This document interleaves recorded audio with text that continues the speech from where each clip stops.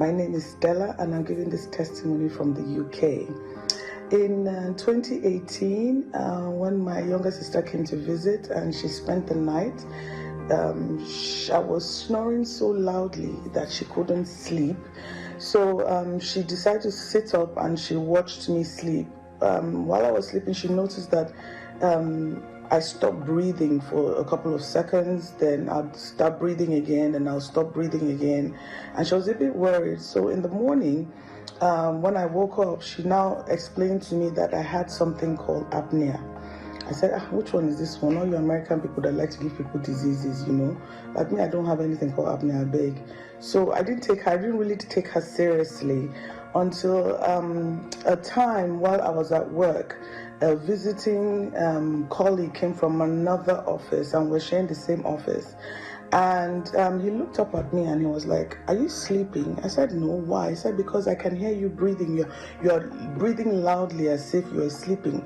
And that's when I now became worried. I went to the doctors, and that's why when they now told me that really I had symptoms of apnea.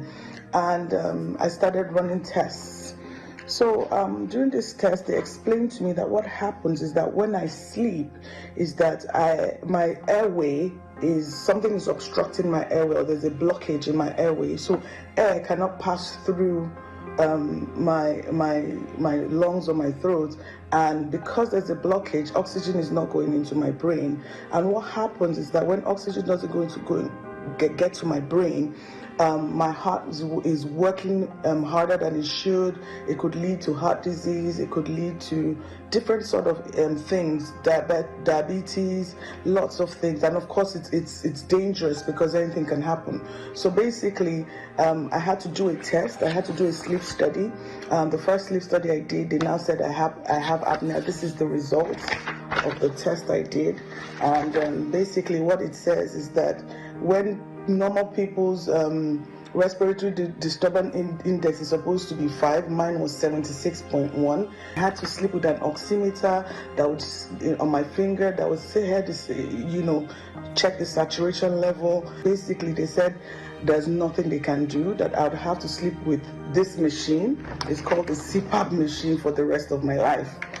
And the way this works is that I have to wear this while I sleep, like this. And it helps me breathe. So it pushes air into my lungs while I sleep, and this is how I sleep, every night. This can be very uncomfortable, but this is how I have to sleep every day, because it pumps air into my nose, into my airways to help me breathe. So after a year ago, I just realized that this machine was very uncomfortable. Sometimes I wear it in the night and then I'll yank it up in the middle of the night because it's very uncomfortable having something on your face. So I basically stopped using it. I told God, I said, you know what, I can't be using this machine. So in May of this year, I actually went again to find out if there's anything else that I could do aside from using this machine. After consulting with several doctors, I was advised that this is the only thing that I would have to use for the rest of my life. There's no surgery that I would do that's 100%, because some people suggested that I take out fat from my neck, that is the fat that's probably blocking my airways, but it's not 100%. Nobody could give me 100%, to be able to heal this obstructive sleep apnea.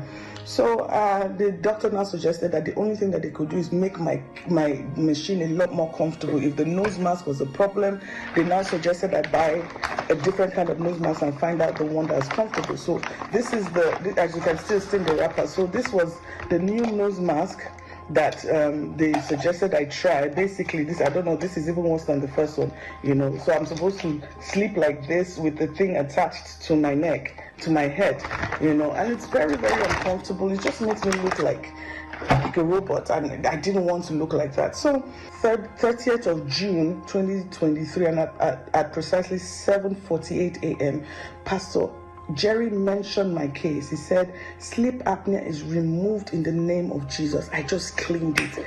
I hear sleep apnea, sleep apnea, sleep apnea. Whatever this means, by the power that raised Jesus from the dead, I command, let it be reversed. I just claimed it. I said, oh, Father, thank you for mentioning my case. My snoring, basically what they say, my snoring can wake up the dead, is that bad.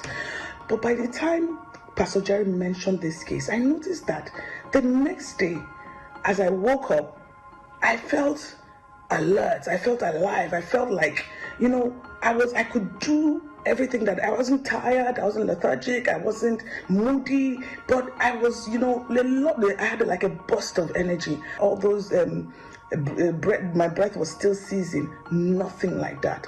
Absolutely nothing like that. I just want to thank God. I want to use this opportunity to thank God that He healed me. Even when they said I will use this horrible machine for the rest of my life, God healed me. He removed obstructive sleep apnea from my life.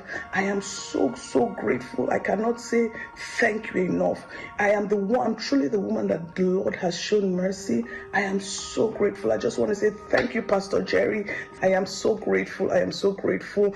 May the oil in your head never run dry. As you have watered us, may the Lord continue to water you and water every member of your family in the name of Jesus.